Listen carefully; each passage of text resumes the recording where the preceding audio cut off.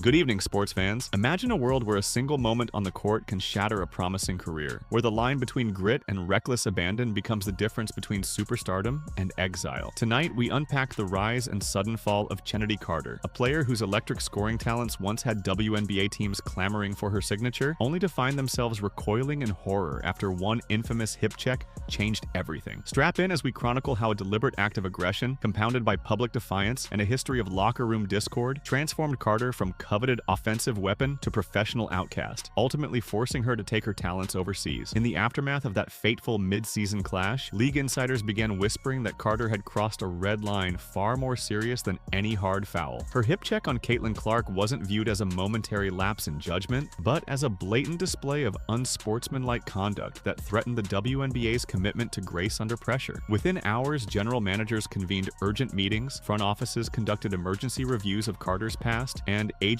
who once touted her as a rising star found themselves apologizing for making calls they now regretted. As the collective verdict was swift and merciless, Chennedy Carter was unofficially blacklisted, her name uttered in trade talks only to be struck through, her phone silenced by decision-makers unwilling to gamble their team's image on a player now deemed too volatile for a league striving to elevate its global reputation. It looks like her conduct has gotten her booted out of the league. And I think it is very, very likely that she's not, just simply put, not going to be in the WNBA this year. Despite entering that fateful game as the Chicago Sky's leading scorer and a career trajectory that pointed toward all-league honors, Carter spent the next 120 days in professional limbo, each sunrise marking another day without a contract offer. A deafening silence from every front office in the WNBA that spoke volumes more than any rejection letter could.